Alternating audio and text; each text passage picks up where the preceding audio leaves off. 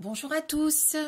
Allez, on part découvrir ce magnifique oracle qui s'appelle l'oracle astrologique, qui est un oracle de Sophia Pastor. Je vous en ai parlé dernièrement dans une vidéo où je faisais une petite avant-première des oracles que j'allais vous présenter. Et celui-ci en a fait partie. Et donc voici notre rendez-vous aujourd'hui pour le découvrir. C'est parti. Alors, il a été édité aux éditions Trajectoire. Je remercie particulièrement les éditions Trajectoire pour cet envoi, puisque ça me permet de vous le présenter, parce que je le trouve sublime, vraiment, gros coup de cœur. Et je vais vous lire ce qu'il y a d'écrit au dos. L'oracle astrologique permet de réaliser des prédictions et de répondre à des questions précises. Quant à la vie matérielle, professionnelle et financière, à l'avenir amoureux et à la santé. L'astrologie analytique, comme approche de la psychologie humaine, est également un levier de développement personnel qui aide à mieux comprendre les parts d'ombre et de lumière de chacun, à appréhender les archétypes et la psyché humaine, à trouver des réponses liées au karma, aux vies antérieures, aux rencontres destinées.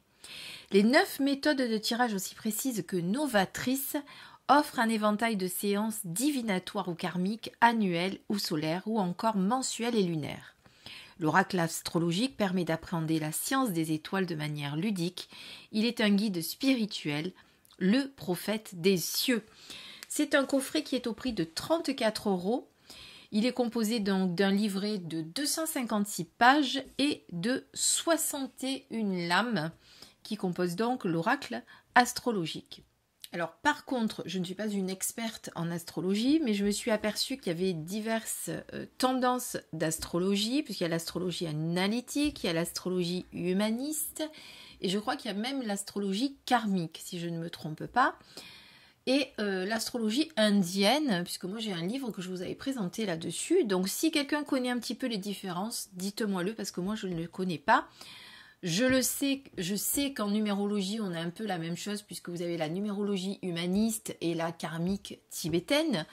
Moi, je connais les deux, mais en astrologie, pas du tout. Donc, si jamais il y a parmi vous des spécialistes de l'astrologie, je vous remercie de me mettre en commentaire si vous connaissez la différence. Alors, par contre, on va faire un petit peu différemment, c'est-à-dire que d'habitude, j'étudie le coffret pour vous le présenter et vous en parler. Aujourd'hui, je ne l'ai pas fait. On fait pas comme d'habitude. C'est très bien, on découvrira les cartes après. Je vous les ferai voir dans un second temps, même si je vous avais mis un petit peu l'eau à la bouche quand vous avez vu ma vidéo d'annonce, mais c'est vrai que, je sais pas, elles sont très très très très belles.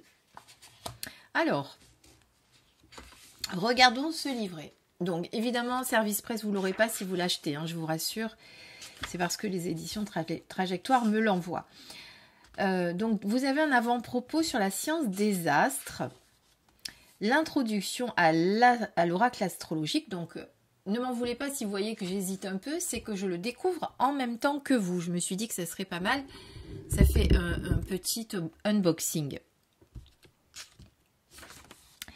Donc d'abord, on va parler en chapitre 1 des signes astrologiques. Donc les lames des signes astrologiques incarnent des personnages aux traits bien définis, bien distincts, au caractère défini. Elles émettent des énergies, des humeurs ou des tempéraments qui correspondent à des types de personnalités. Elles peuvent évoquer le consultant lui-même, mais également les différents protagonistes liés à la situation et à la question posée. D'un point de vue astronomique, les signes du zodiaque sont des constellations stellaires, des amas d'étoiles qui forment une figure fixe et immuable. Toutes les étoiles que nous pouvons observer à partir de la Terre font partie intégrante de la Voie lactée, mais demeurent cependant à des années-lumière de notre système solaire. Ensuite, vous avez la roue astrale qui compte 12 on vous parle de la roue astrale, donc il compte 12 signes du zodiaque, mais il en existe en réalité un 13e. Ah oui, ça j'ai vu quand je vous ai présenté, enfin quand j'ai feuilleté un petit peu, que j'ai regardé les cartes, il y a une 13e carte qui s'appelle le Serpentaire. Cette constellation a pourtant été observée dès le 4e siècle, tant sa taille est considérable. Il se peut qu'elle ait été écartée par les astrologues en raison de sa 13e place, en contradiction avec les 12 mois de l'année. Oui, puisqu'il y a 12 mois de l'année, 12 signes, etc.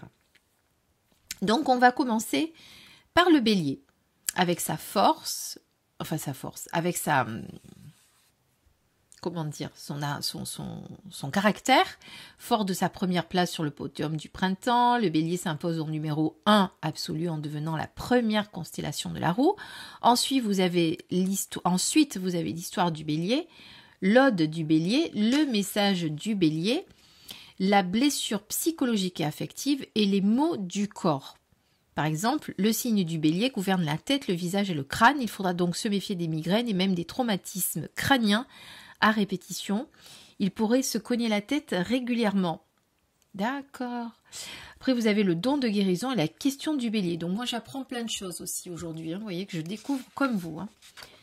Donc ensuite, on va passer au taureau, l'épicurien, et puis au gémeaux, le mutable. Alors je regarde un peu parce que ça me concerne, le gémeaux, puisque vous savez que je suis gémeaux. La question être entre pile et face, où es-tu? Ah.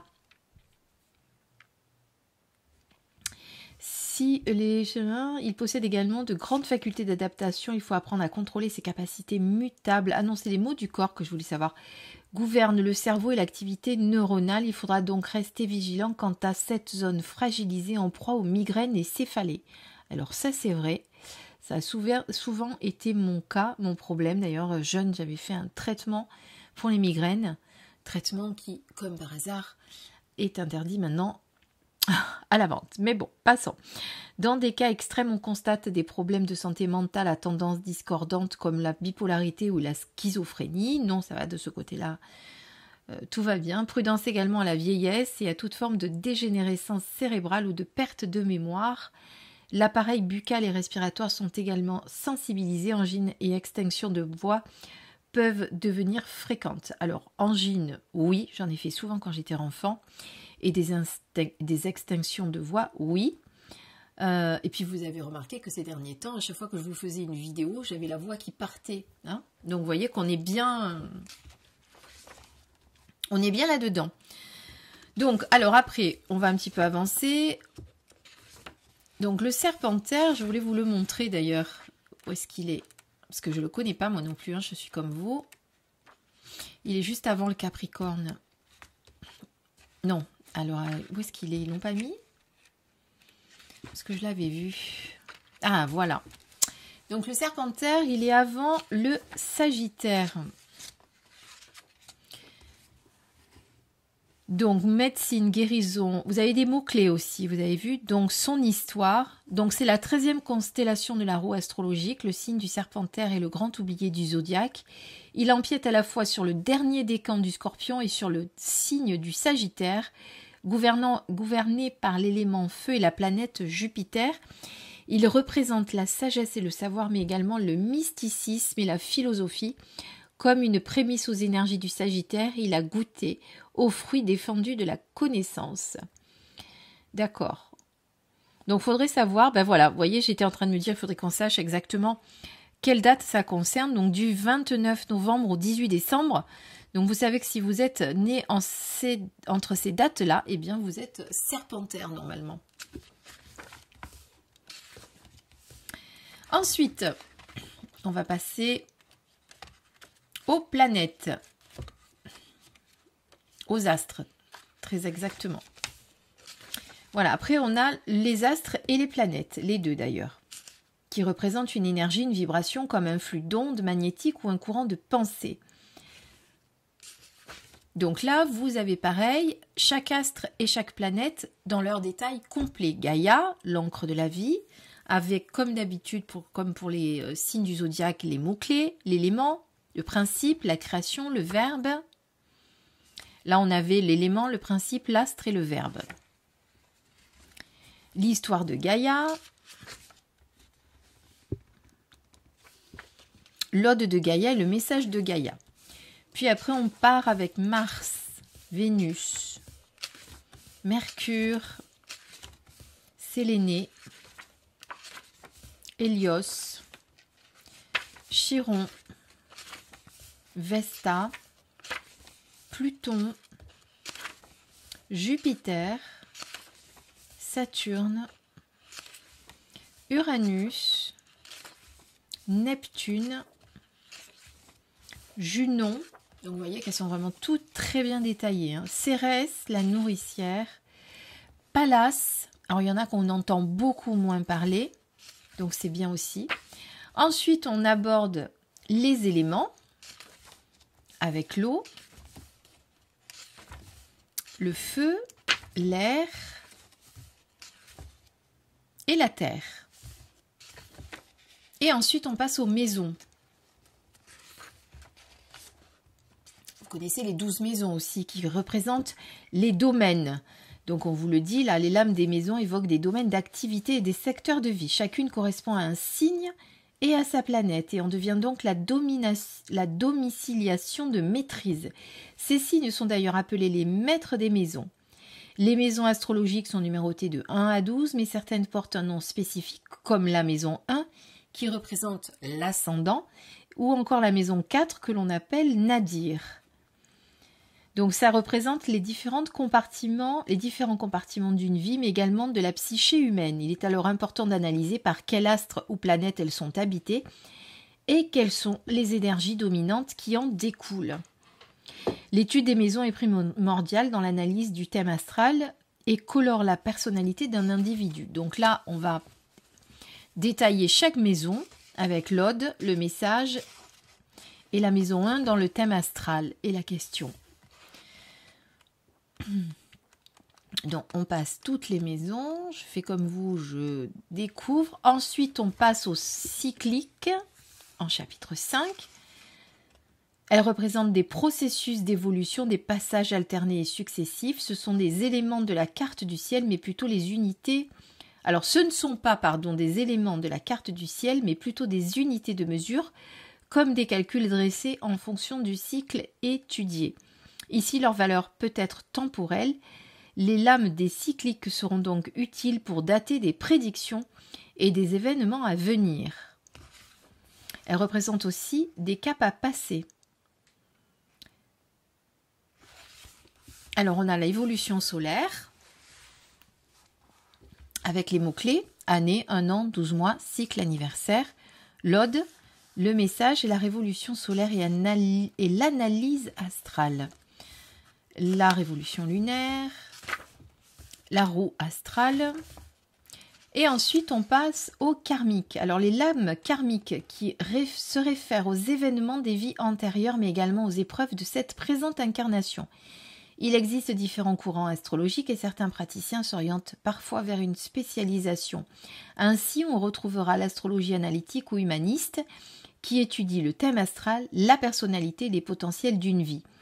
Quant à l'astrologie prévisionnelle, elle révèle des arts divinatoires en réalisant des prédictions. Ben voilà. Là, moi qui cherchais tout à l'heure le détail sur les différentes astrologies, ben j'ai tout là. Et ensuite, l'astrologie karmique, toutefois indissociable du thème astral, elle étudie principalement les éléments fictifs de la carte du ciel et résulte de calculs précis. Ces derniers mettent alors en évidence des dettes et épreuves karmiques, puis renseigne sur les vies antérieures et les origines lointaines. D'accord, ben voilà. Bon, ça ressemble un peu à la numérologie du coup. Donc vous avez Lilith. Je dis ça ressemble à la numérologie parce que dans la karmique tibétaine, forcément, on va parler des défis, on va parler du karma aussi. Donc voilà, c'est un petit peu, c'est pour ça que je dis ça. Là, on a le nœud nord, le nœud sud, la part de fortune, la maîtrise, qu'est-ce qu'on a encore? L'exaltation, la chute, l'exil et ensuite les aspects. Donc les lames des aspects vont dans la continuité des lames des secteurs. Leurs valeurs sont toutefois plus tranchées mais aussi les plus usitées en astrologie. L'aspect est un champ d'énergie qui ne peut être interprété de manière isolée. Il faut impérativement prendre en compte les interactions avec le reste du thème ainsi que toutes les planètes concernées. Un aspect découle d'un calcul géométrique sur la roue du thème astral. L'astrologue mesure les distances et les angles entre chaque astre et planète qui se trouvent alors connectés les uns aux autres grâce aux aspects. Alors oui, ça je l'avais vu.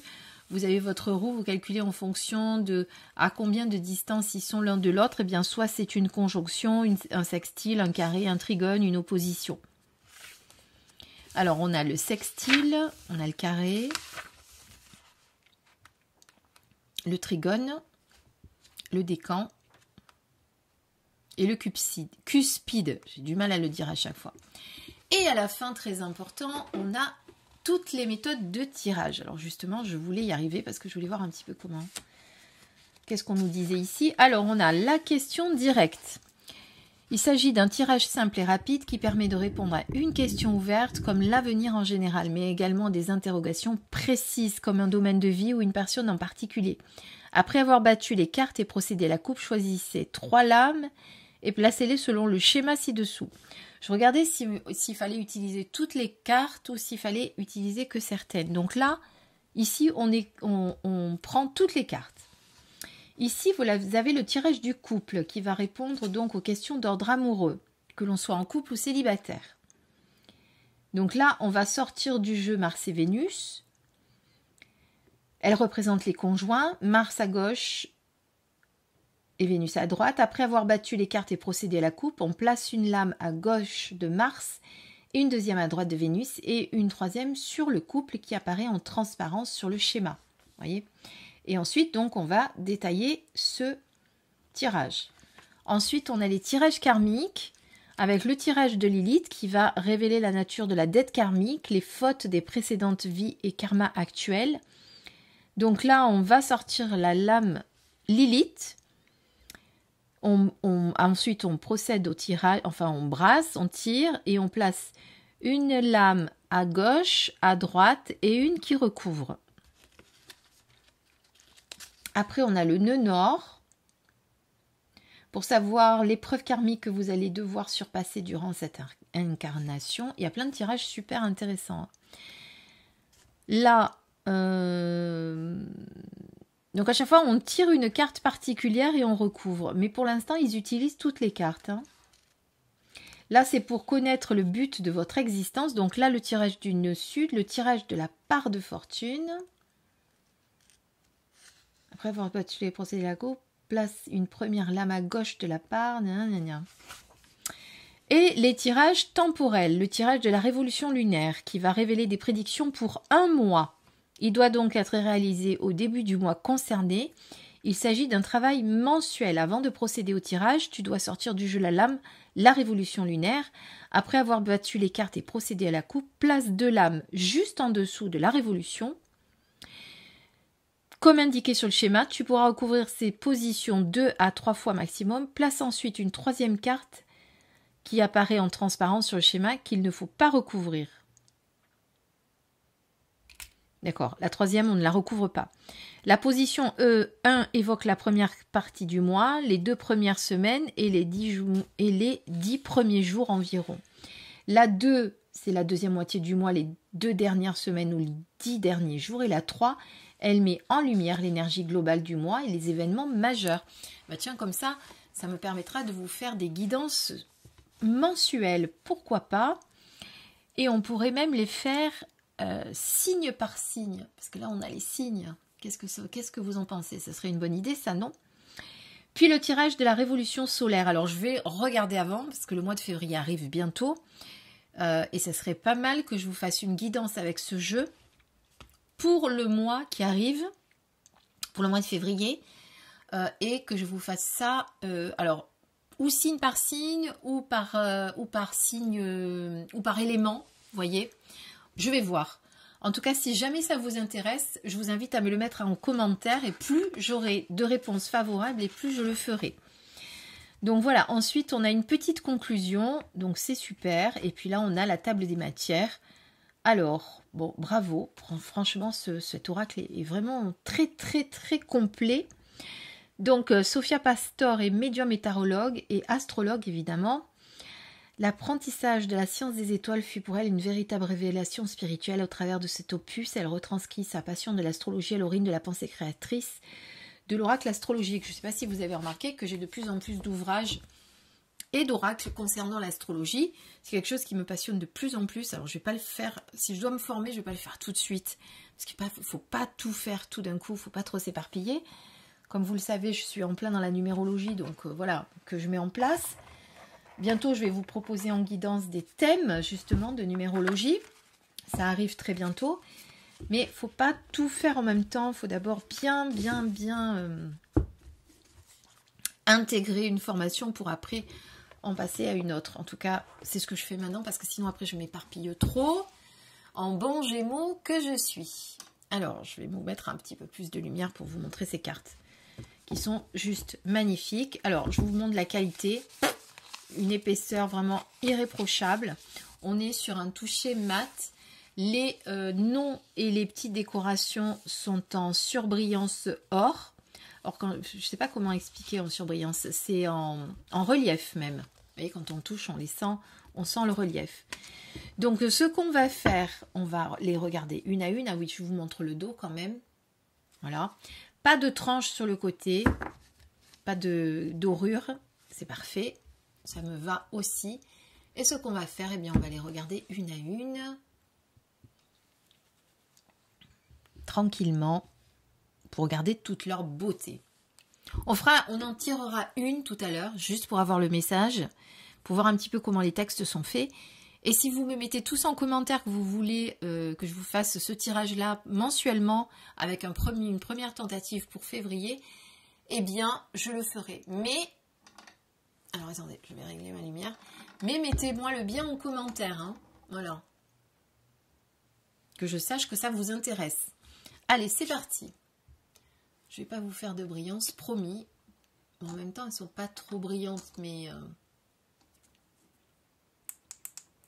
je veux qu'on puisse voir les images. Donc, on est sur les signes du zodiaque pour l'instant.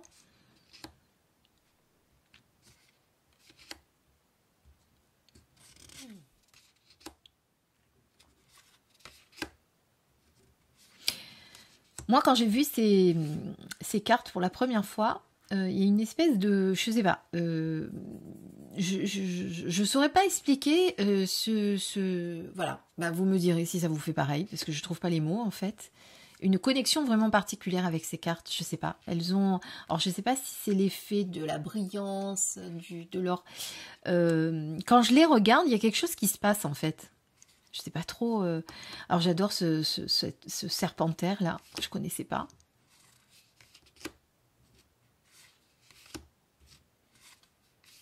Donc là, on passe aux planètes et aux astres. Donc on commence avec notre planète Terre, Gaïa. Tiens, je ne connaissais pas le signe de la Terre, par contre, vous voyez. Ben, je viens de le découvrir. C'est vrai qu'on en parle très peu. Généralement, quand on parle des planètes, on parle beaucoup des autres, mais pas de la Terre.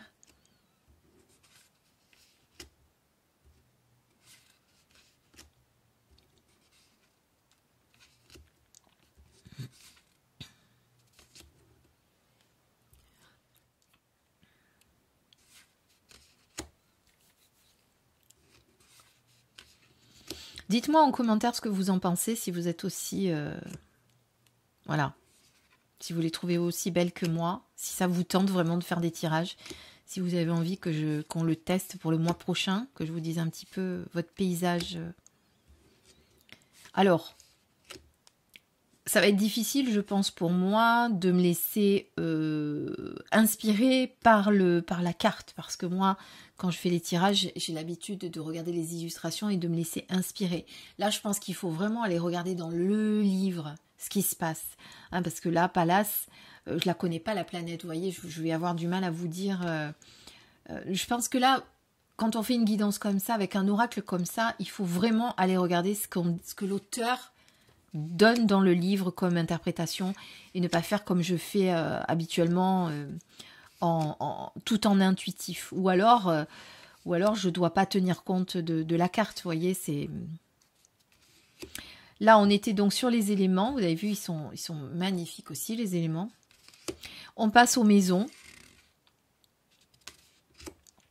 qui sont représentées par des palais. J'adore. Très beau.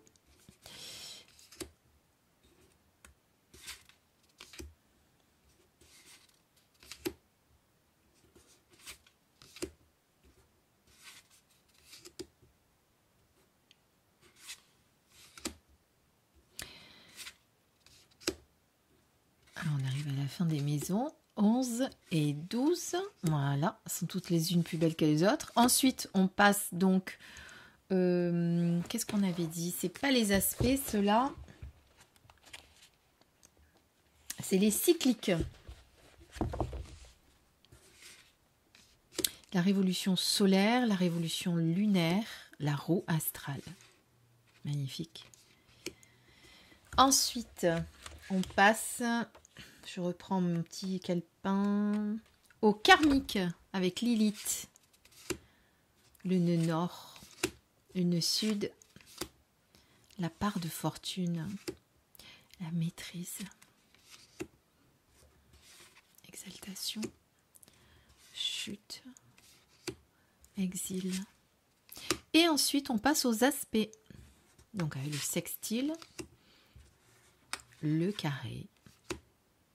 Le trigone, le décan et le cuspide. J'ai du mal, hein, vous avez remarqué.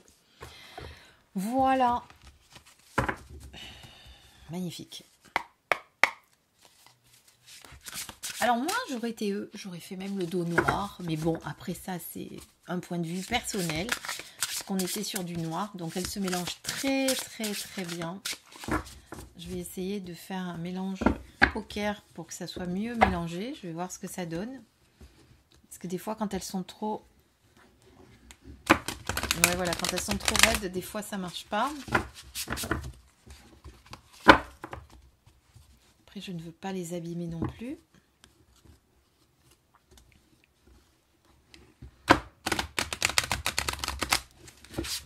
Les premières, elles ne se sont pas trop mélangées. Et on va se faire un petit tirage pour découvrir. Hop. Alors, n'oubliez pas toujours d'avoir votre petit rituel quand vous avez un nouveau jeu. Moi, c'est je tape 3 fois et je souffle dans mes mains pour éliminer toutes les énergies qui ne m'appartiennent pas.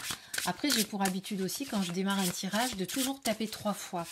D'ailleurs, pour ceux qui ont l'habitude de faire des guidances privées avec moi, ils l'entendent, parce que je le fais en audio ou alors je le fais par téléphone, mais généralement, ils l'entendent que je fais ça. Et quand les cartes ont tendance à pas bien, à toutes sortir d'un coup, il y en a 10 qui sortent d'un coup, là, je refais un petit coup, hop, et je ressouffle dans les mains. Ou je souffle sur le paquet aussi. Voilà, bon, moi, c'est mes petits rituels à moi.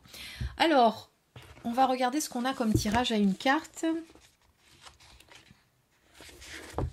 Donc, je vous explique mes petits rituels. Mes petits rituels. Bon, ça, c'est mes petits rituels à moi. Après, chacun a les siens. Il faut toujours faire en fonction de vos ressentis. Hein. Ne faites pas forcément, Christine, elle fait comme ça, je vais faire comme ça. Ou machin, elle fait comme ça, elle fait comme ça.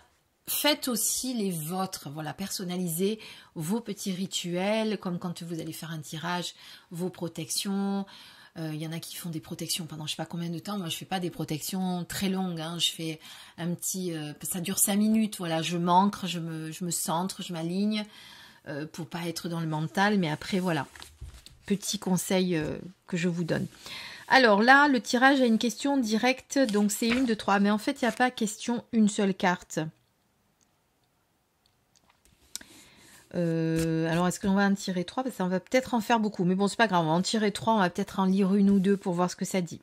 Alors, on va tirer 3 cartes pour avoir donc une question ouverte comme l'avenir en général, mais également des interrogations précises comme un domaine de vie, une personne en particulier. Donc, on va dire l'avenir en général. Voilà. Et on va sortir 3 cartes. Hop là.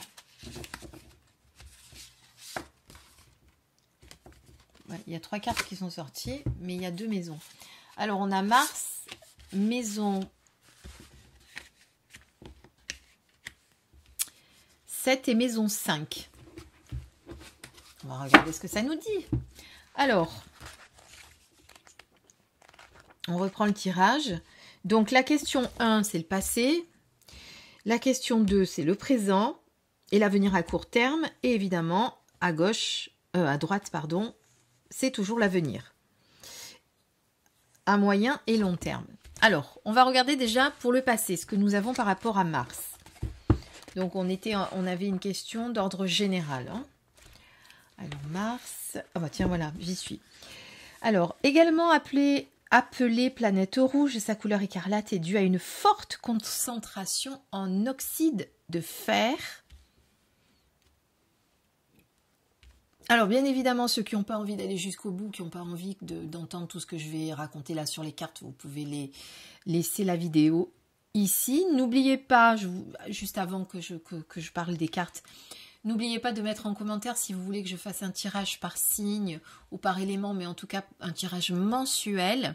Voilà, dites-moi aussi ce que vous pensez de cet oracle, comment vous le trouvez, si vous l'avez trouvé très beau ou pas. Et puis abonnez-vous à ma chaîne si ce n'est pas déjà fait pour recevoir les prochaines notifications. Et pour ceux qui restent avec moi, eh bien on continue et on parle de Mars. Alors Mars, l'art de la guerre, également appelée planète rouge, sa couleur écarlate est due à une forte concentration en oxyde de fer. Mars abrite le mont Olympe, le volcan le plus haut du système solaire, et donnera son nom au deuxième jour de la semaine, associé au dieu Mars, déité de la guerre. Elle représente l'affirmation de soi, le combat et la force. Oui, Mars est lié à mardi. Elle incarne le principe viril et la réponse agressive. Mots-clés, guerre, combat, virilité, vitalité, masculin. Élément, feu, combativité. Fonction, animus, verbe, je guerrois. L'histoire de Mars. Je suis le dieu Mars, fils de Jupiter et de Junon, également connu sous le nom d'Arès. Je fus élevé par Priape, dieu viril de la fertilité qui m'apprit la danse et l'art de la guerre. De mon union avec Vénus naîtront Phobos, la crainte, et Déimos, la terreur. Mais je suis également le père de Rémus et Romulus, les frères fondateurs de la Rome antique et impériale. Ainsi, la puissante cité sera placée sous ma protection. Initialement dieu du printemps, je donne mon nom au premier mois de l'année ancestrale. Les valeureuses légions romaines attendent mon avènement avant de partir en campagne militaire. Je deviens alors la déité des guerriers, que je protège lors des conflits armés et des batailles coloniales. L'Ode de Mars. Je gouverne la discipline militaire et maîtrise l'offensive guerrière. Ma force et mon honneur me portent vers les conquêtes, mais rarement aux défaites. Ma fougue n'a de répit que dans la reddition de mon ennemi. Je danse la parade du duel et chante les louanges des querelles, obéis à mon garde à vous, où tu connaîtras la couleur de mon courroux. Je suis le dieu de la guerre, sus à l'adversaire. Alors le message de Mars, justement, quand ça sort. Le virulent Mars vient réveiller ton énergie combative en faisant appel à ta puissance, à ton courage et à ton honneur. Un non n'est pas toujours une réponse recevable. Mars te demande de te battre pour ce en quoi tu crois.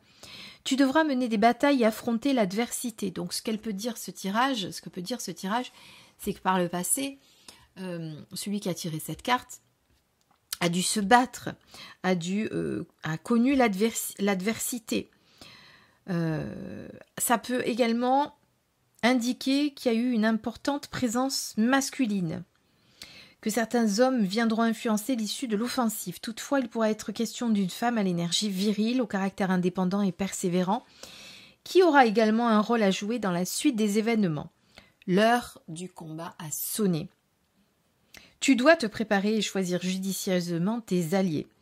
Un peu de stratégie et d'entraînement seront les bienvenus, le tout assorti de vigilance et d'une bonne garde, stable et sécurisée. Une réponse agressive dans le sens mélioratif du terme te permettra non seulement de trouver une issue favorable à tes entreprises, mais également d'accroître ton estime personnelle. Transcende tes ambitions et ton volontarisme en un moteur dynamisant.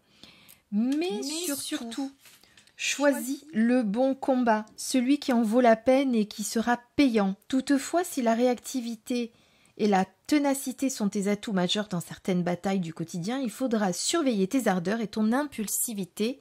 L'art de la guerre, c'est aussi savoir se retirer lorsque le contexte l'impose. Donc après, vous avez Mars dans le thème, donc c'est-à-dire que quand vous analysez votre thème, vous pouvez voir à quoi correspond Mars. Ensuite, les énergies martiennes, donc la psychanalyse de Mars correspond à l'animus de Carl Jung. Cet archétype masculin de la personnalité se construit et se définit selon les critères suivants, etc. Alors attendez, je regardais s'il y a d'autres choses. Et la question de Mars, c'est « As-tu bien choisi ton combat ?» Donc, on va dire que là, on va rester sur le message de Mars, forcément. C'est par le passé, eh bien, tu as dû te battre, tu as dû faire face à des adversaires, tu as dû faire face à certaines choses qui n'ont pas été faciles, hein. Ça a été le combat. On va voir pour le présent avec la maison 7.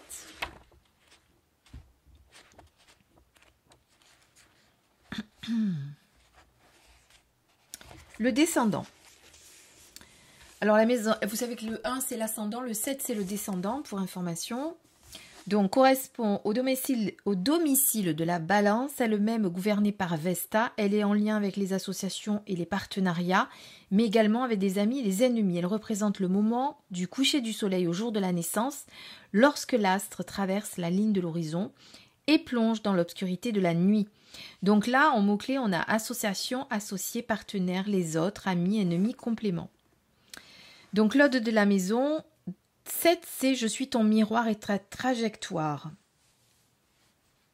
Je suis le comptoir de ton auditoire. Je te donne la réplique ou la critique, amitié ou dualité. Je scellerai ta connectivité. » Alors, on va regarder le message. Lorsque le descendant apparaît dans ton tirage, donc c'est là où on en est, il met en évidence ton rapport aux autres et les interactions avec le monde extérieur méritent toute ton attention. Qu'il s'agisse d'un contact avec un collègue de travail ou d'une relation avec un ami proche, quelque chose doit être repensé. Qu'est-ce que j'attends de cette personne? Alors, là, on était justement dans le relationnel puisqu'on parlait d'avoir eu un combat à mener par le passé. Là, on vous demande au présent maintenant de regarder justement ce que vous attendez de la personne avec laquelle vous avez eu peut-être ce combat par le passé. Hein, parce que rappelons que c'est un tirage. On donne un exemple de tirage. Pourquoi peut-être il y a eu des conflits avec cette personne par le passé aussi? Pourquoi vos amitiés se finissent toujours mal? Pourquoi cette personne se comporte-t-elle ainsi vis-à-vis de vous? Pourquoi il a fallu que il y a eu ce combat par le passé avec cette personne? Vous voyez ce que je veux dire? Donc si c'est le cas, alors il se peut également que tu te compares sans cesse aux autres et à ton entourage, et si c'est le cas, il est temps alors pour toi d'accepter celle ou celui que tu es réellement et d'entamer un processus d'individualisation. Un processus d'individuation, pardon. À force de vouloir plaire à tout le monde, on se perd soi-même et on ne plaît à personne. Donc vous voyez un petit peu la stratégie du tirage là. Là, par le passé, donc on vous explique que vous étiez en perpétuel combat, qu'il y a eu un combat à mener avec une personne, peut-être avec vous-même aussi, hein, peut-être avec le fait que vous avez toujours l'impression de... Vous avez toujours envie de vouloir plaire à tout le monde, donc vous allez jamais dire non, vous voyez par exemple. Donc ça c'est au présent. Et au futur, alors évidemment après il faut faire la synthèse de tout hein, par rapport à ce qu'on... Là on n'a pensé à rien, donc c'est difficile de le rapprocher dans un contexte, puisque ça concerne personne et tout le monde. On est d'accord. Alors, en maison 5, à maison 5, on est sur la création, la procréation, l'œuvre, le loisir, l'inspiration, le jeu, l'amusement. Donc, quand elle apparaît dans votre tirage, la maison 5 c'est qu'il est temps pour toi de te concentrer sur les œuvres de ta vie et de tes créations. Donc, moi, ce que je pourrais dire par rapport à ce tirage, c'est par le passé, bien, tu as eu une situation qu'il a fallu combattre. Ça ne s'est pas bien passé, tu as dû te battre, tu as dû... Voilà, pour arriver à sortir de la situation, tu as dû... mener en combat. Aujourd'hui, on te demande de regarder justement cette situation, dans le présent là, c'est regarder cette situation, regarder pourquoi il y a eu ce combat à mener avec cette personne ou cette situation, pourquoi ta relation s'est déroulée comme ça, qu'est-ce qui a fait que ça s'est mal passé, donc faire un constat comme ça. Et là, avec la dernière carte pour le futur, eh bien là, on vous demande justement de vous concentrer sur d'autres choses que ce qui s'est passé par le passé. C'est-à-dire regarder l'avenir, vous tourner vers l'avenir et vous concentrer sur les œuvres de votre vie et de votre création. Qu'est-ce que vous allez pouvoir construire de nouveau? Qu'est-ce que vous allez pouvoir réaliser de nouveau? Vous voyez, pendant ce temps, je lis aussi ce qu'ils disent. Et du coup, ça va vous permettre, quand vous aurez réalisé ça, de passer à autre chose et de ne plus rester bloqué là-dessus.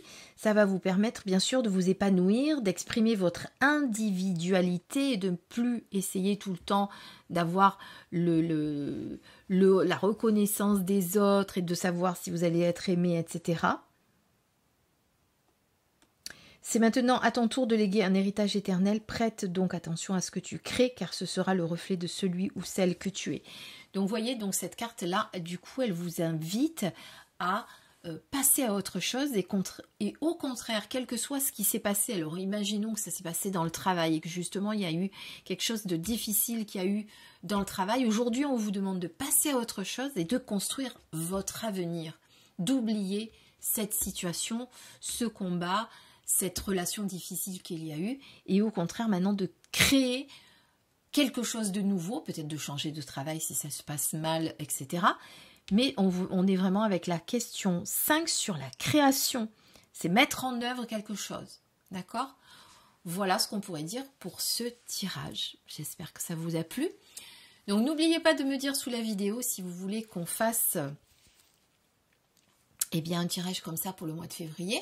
En attendant, je vous souhaite une belle soirée si vous regardez la vidéo le soir, sachant que je la poste à 18 h, vous le savez, puisque je fais tous les soirs à 18 h, je poste une nouvelle vidéo. Et en attendant, je vous dis à très très vite. Prenez soin de vous. Bisous, bisous. Et je vous attends en commentaire pour savoir ce que vous m'avez mis. Je vous embrasse, allez, passez une belle soirée.